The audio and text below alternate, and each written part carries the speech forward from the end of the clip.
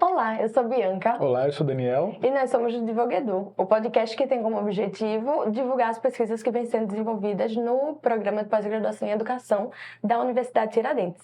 E nesse sentido, nesse contexto, hoje temos aqui uma convidada muito especial. Pode apresentar ela? Podemos. Alicia Macedo. Isso aí. Olá, pessoal, tudo bem? Melhor ela se apresentar. É verdade. Que você se apresente, Alicia. Fale um pouco Fale primeiro a sua formação. Bom, meu nome é Alicia Macedo Santana, eu sou formada em Direito aqui pela Universidade Tiradentes. E atualmente eu sou mestranda no programa de pós-graduação em Educação, também aqui na casa. Eu estou na linha de Educação e Comunicação e eu estudo sobre inteligência artificial, juntamente com divulgação científica com a professora Cristiane Porto, que é minha orientadora. Você é do direito, né? Isso. O que impulsionou você a... Foi que levou você a fazer, Alicia, o mestrado em educação? Eu fui orientanda do professor Malton Mota no curso de Direito. Ele foi meu orientador em um projeto de extensão chamado Arte, Educação e Direito. E eu e mais alguns amigos meus na época íamos no Colégio Efenísia Freire, que é aqui perto, para apresentar filmes, poemas, músicas para os alunos do terceiro ano do ensino médio. E foi aí que eu me apaixonei por educação. Era uma experiência muito legal de estar junto com os alunos e aquela troca que tinha em sala de aula. A partir daí, eu fiz 2 iniciações científicas com o professor Malton Mota. A primeira, estudando letramento digital nas escolas daqui do estado. E a segunda com a mesma análise, só que mais aprofundado, com dados mais específicos, já que era uma experiência que eu já estava há algum tempo trabalhando com o tema.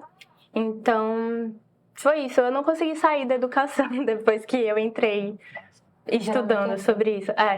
Eu não conseguia me ver fazendo outra coisa. E daí eu ainda fiquei 1 ano advogando depois que eu saí da universidade. Mas não era aquilo que eu queria. Eu fiz a seletiva do mestrado de novo e passei. Tudo. Show. Né? E você falou que o seu objeto é sobre inteligência artificial, né? Então, pudesse falar um pouco sobre o seu objeto, especificamente o que é de inteligência artificial. E o que é a inteligência artificial generativa? Qual a diferença de um e outro? A inteligência artificial generativa, na verdade, ela é uma inteligência artificial que é capaz de gerar texto, imagem, vídeos a partir de comandos que são dados à máquina, que são os prompts. Isso no termo em inglês, né? Mas aqui a gente adapta para o português. Quantos prompts você já tem pronto? Tu acha que eu conto? Não tenho contado isso. É muita coisa, muita conversa entre quem estuda sobre isso e IA. Não tenho contabilizado. Mas é um estudo muito legal.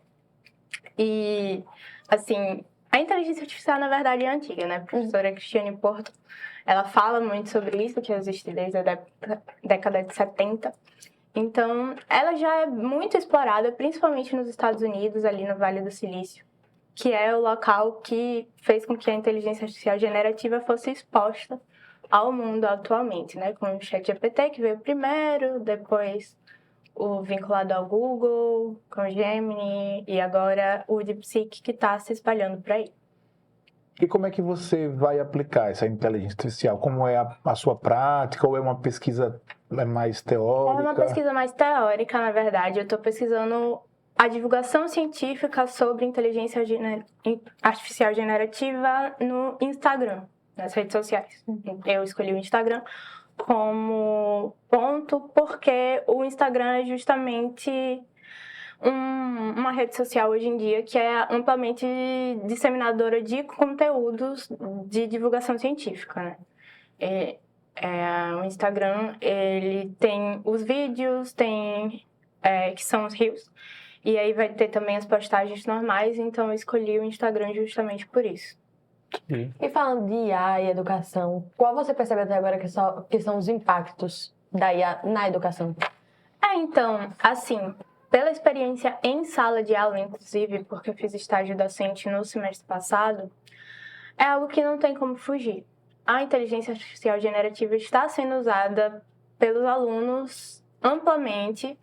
A gente teve uma experiência com os prompts em sala de aula, que eu passei uma atividade junto com a professora Cristiane, a gente explicou sobre como funcionavam os prompts e os alunos fizeram uma atividade por meio de perguntas na IA sobre as regras da ABNT. E a atividade era justamente para ver o teor ético da IA, o que é que ela respondia, se estava de acordo, como os alunos faziam isso. E o resultado foi assim, a inteligência artificial generativa, ela erra muito, porque os resultados são com base no banco de dados que está ali disponível. Então, era muita informação que não era mais vigente pelas normas da ABNT, ou então confundindo com outras normas, como a APA, Vancouver, e não tinha uma padronização exata. Então, os alunos puderam perceber com a pesquisa que a inteligência artificial generativa não acerta sempre. Inclusive, uma das alunas, no momento que nós passamos a atividade, falou: eu nem confiro o que a inteligência artificial generativa me diz. Meu Deus. Exatamente. Então, assim, foi bem impactante. Você está fazendo isso no ensino superior? Imagine estudante de ensino secundário. Ensino médio, fundamental. Perdão, esqueci o nome. Agora, veja, dentro dessa realidade que você relatou de que a IA nem sempre vai dar uma assertiva, né? Às vezes ela vai alucinar e trazer coisas. Exatamente. E tal. Como é que vai ser essa relação da IA com a divulgação científica? Porque a gente tem uma ideia de que a divulgação científica seria algo verdadeiro, né? Uma informação mais concreta. E como é que fica? Como é essa relação? Então, Daniel, o ponto é justamente esse. Como que a divulgação científica ela está tratando da inteligência artificial generativa? Como é que está sendo essa divulgação? Se está sendo alertado que a inteligência artificial generativa ela não vai trazer totalmente os dados corretos, que a pessoa tem que ir atrás de fontes. Porque, assim, pensando de uma maneira que a gente está acostumado, é como se fosse o novo Google. Sim. E que as pessoas antigamente confiavam cegamente ali, pesquisavam qualquer coisa, vinha um resultado na Wikipédia, por exemplo, que a gente sabe que qualquer um pode alimentar, então nem tudo que está ali é verdade.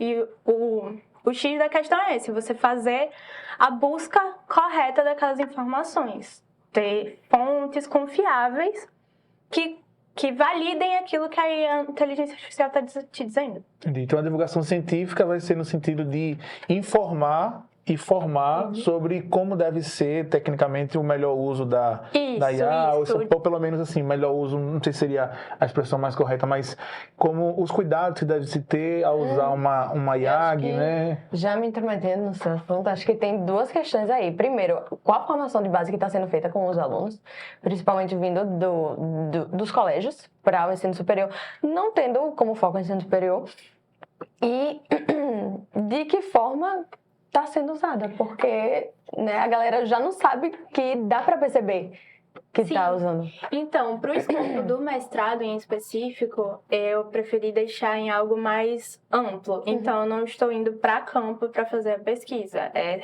uma pesquisa de dados latentes dispostos na internet, a metodologia de colheita de dados. Então, é aquilo que está exposto. Eu não estou indo para campo para saber realmente como é expressivamente essa questão. Eu deixei para pesquisas futuras, quem sabe no doutorado eu siga por essa linha. Sim. Mas, atualmente, no mestrado, é esse ponto de entender realmente o quão ético está sendo o uso da IA generativa. Principalmente quando se põe em questão trabalhos acadêmicos, né, que a gente sabe que está sendo amplamente utilizado e a gente não tem uma regulamentação própria ainda.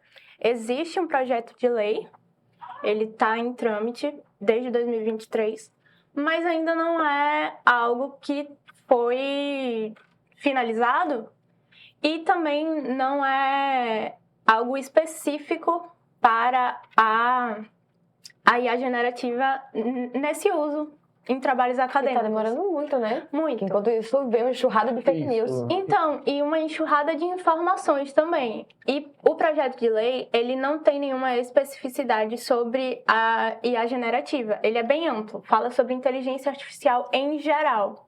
Então, não fecha nada específico sobre o Então, tema. Muitas brechas. Muitas brechas. Enfim, e esbarra muito nessa questão de regulamentação, né? E aí é aquela discussão que eu não sem politizar nada, mas assim, até que ponto uma legalização seria uma censura ou não, né? E na verdade não é sobre isso, né? É sobre responsabilizações, né? Ética. Responsabilizar para ter um uso ético, né? E quem não tiver uso ético, responsabilizar. Porque, como acho que a Alicia mesmo disse ali, não é usar como se fosse um Google ou não tem mais como regredir. Sim. Já é uma realidade. Na escola, na universidade, até no nosso dia a dia, né? E tem sido uma ajuda em muitos casos. Sim. Mas acho que o ponto central seria esse, né? O uso ético da inteligência artificial no nosso dia a dia, né? O que você poderia dizer dentro da sua pesquisa, assim, de recomendação para esses alunos hoje sobre o uso da IA? Existe um guia da UNESCO que ele já trata do assunto de como você usar de forma ética.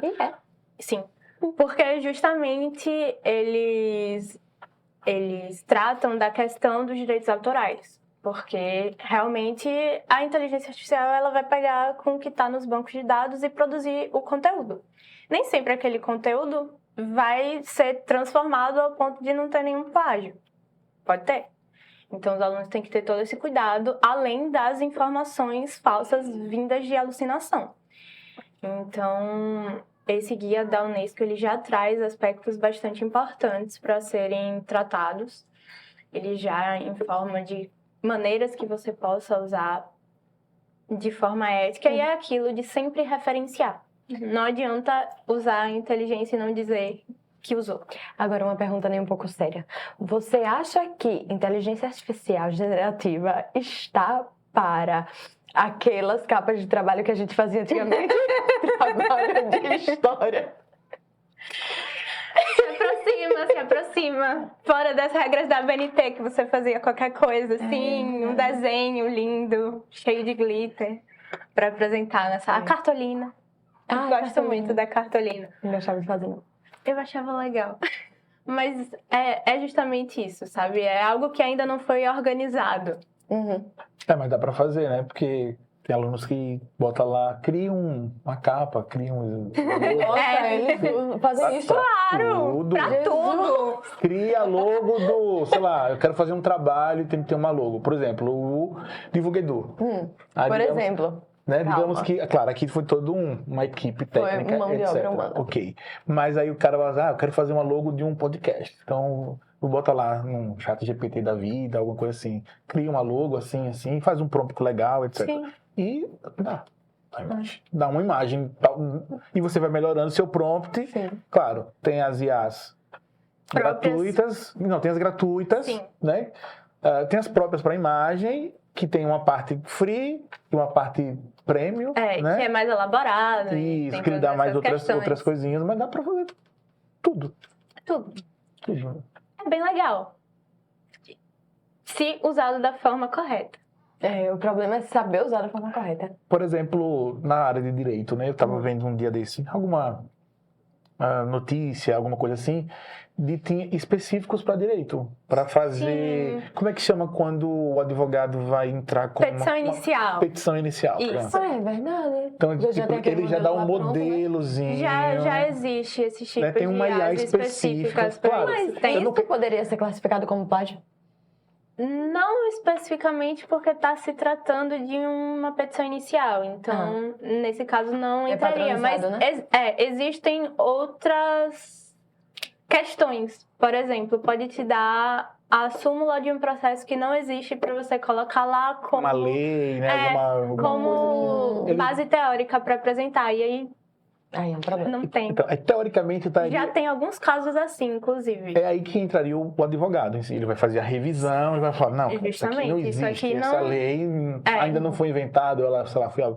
Porque a IA diz muita abobrinha. Muita abobrinha. Aí imagine, é uma IA específica para isso, para o direito. Eu não... E gente ganha dinheiro Nossa, com tem isso. um IA só pra direito? E é pago, Não né? só uma. Tem várias. Tem várias. Eu não quero tirar alguém a pão de ninguém, mas as gratuitas estão com um prompt legal, também faz a mesma coisa. Eu posso até vender o prompt. Comércio, né, gente? Sim. Tudo na vida Eu tô bem por fora. Pra mim era ChatGPT. Não, mas que sim. mais? Não, mas- sim, tem os Essa é meio que a base de hospedagem desse tipo de... Porque o próprio chat GPT, você consegue criar um GPT, Isso.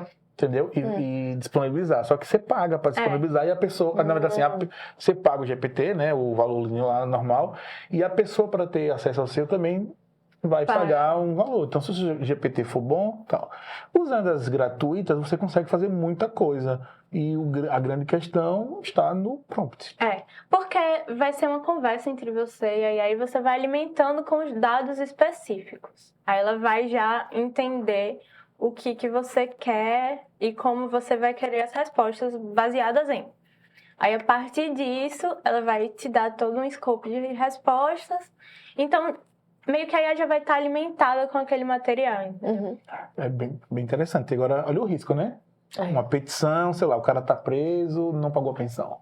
E aí é o que as coisas estão dizendo lá, É coisa totalmente complicado. diferente. Então, a pessoa tem que saber da lei, tem que conhecer, né? Tem alguns casos já, tanto aqui no Brasil, de processos que tiveram que retornar tudo, porque tinha dados que não eram verídicos, e lá fora já tinha acontecido também. Tem um caso em Londres que é bem emblemático sobre isso, que foi até no momento que eles fizeram toda a regulamentação deles sobre IA lá no Reino Unido, porque não estava dando para processar tudo que estava acontecendo ao mesmo tempo. Então, eles regularizaram logo. Muita coisa em pouco tempo. E no nosso programa piloto, lembra que a gente falou de IA, que ela é muito rápida e pode ficar obsoleta De um piscar no de piscar olhos.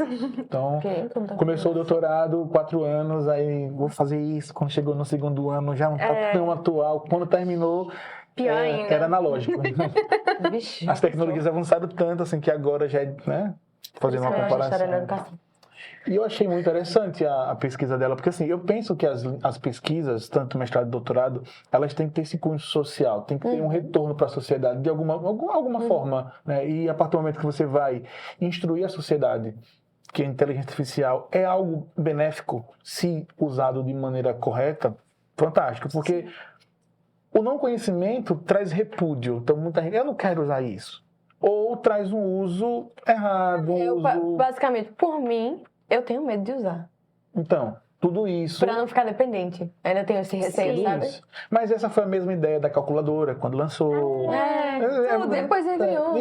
Isso. É aquele negócio. Quanto mais instrução e a divulgação científica, acho que esse ponto de Alice é muito interessante, vai ajudar a gente a ir formando uma consciência... E é isso aí. Então... E eu quero fazer da maneira mais lúdica possível, né? Então eu tô trazendo a imagem de Alice no País das Maravilhas. Conte mais. Eu tô usando Alice como base, assim, e trazendo os elementos de Alice, comparando com acontecimentos e fatos da inteligência artificial. Você tá narrando um texto... Isso!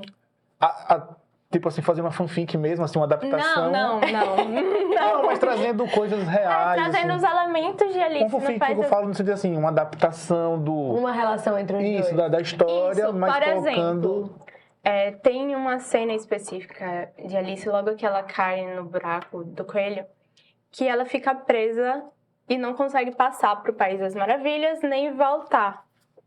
Então, a divulgação científica, eu estou comparando a divulgação científica com a chave para entrar no País das Maravilhas. Menina. É outro nível, hein? Não, que é isso. É outro nível. Que legal, eu É gostei. muito massa. Muito bom, muito interessante a forma. Porque até a leitura fica mais... Fica uma leitura mais... Fica mais fluida. Mais fluida, Relaxante não, mas fica mais E você vai absorvendo os conceitos sem nem perceber que ali é um conceito. Isso, né? é isso que eu tô tentando trazer para a dissertação, realmente, para que a sociedade em si consiga entender de uma forma simples, que não seja só acessada por a gente que está aqui na academia. A gente sabe que a gente consegue entender os textos que são produzidos por a gente. E olha a importância, né? Ela está falando sobre divulgação científica e o texto dela é científico, é de divulgação científica, é um texto é uma dissertação de mestrado, mas tem esse caráter mesmo da divulgação científica. Porque às vezes tem dissertações que falam de divulgação científica, mas ela foi escrita de uma forma padronizada, daquela forma tradicional. E o dela, pelo visto, está sendo uma... Já quero ler. E para você ver que o que está sendo produzido aqui dentro não é tão, às vezes, não é tão um bicho de 7 cabeças. Que você só vai ver palavras complicadas e termos de outro mundo. Não. Não se faz do direito, não. Muito show. Já estou super interessado. Tem esse problema, sim, né? Sim. Mas já Jargões. Sim. Já estou bem interessado para fazer essa leitura. Ela vai qualificar. Vou estar perto, dia 16. Eu gosto muito dessas pessoas que têm essa capacidade de escrita assim. Que vai escrevendo de uma forma... De relacionar com imagens. Isso, contando uma história. Assim, uma história. Como você vai se envolvendo na história. E daqui a pouco você já leu... Você já leu toda e, caramba, aí os conceitos foram absorvendo, né? Ficou bem interessante, muito massa. Mas em resumo, resuma pra gente qual você considera que é a importância da sua pesquisa para a sociedade, que tipo de retorno que vai ter? Bom, acho que nesse ponto a gente toca no que a gente espera, né? Porque às vezes a gente espera uma coisa e quando a gente produz e coloca no mundo, o mundo tem outra resposta do que a gente produziu. Mas eu espero que minha pesquisa ela seja um ponto de mudança no uso da inteligência artificial generativa mesmo. Que consiga transformar a cabeça daquela minha aluna que falou: não, eu acredito piamente no que a IA me diz. E que ela possa entender que não, nem tudo que a inteligência artificial te disser é real. E que ela vá procurar em dados... com fontes concretas o que ela está querendo trazer. Excelente. Arrasou. Eu gostei muito de ter a Alice aqui hoje. Falando. Alicia. Ela falou até de Alice no País das Maravilhas. Tá vendo? Já estou envolvido. Não, e é um dos meus livros preferidos justamente por isso. O pessoal, quando era pequena, zoava muito, porque eu era Alice é muito próximo, e aí se tornou meu livro preferido. Luzes, dá pra se fantasiar no Halloween. Foi muito bom essa conversa. Achei que esclareceu muita coisa sobre divulgação científica, sobre inteligência artificial, né? Até sobre o processo de mestrado nessa construção. E você vê que dá pra fazer essa transição entre áreas também. Eu que agradeço pelo convite, foi maravilhoso estar aqui hoje. Então, gente, essa é a Alicia Macedo. Alicia Santana Macedo. Macedo Santana. Mas não é mais. Ih, Macedo Santana. E esse foi mais um episódio do Divulgador. E vamos nessa. Até a próxima.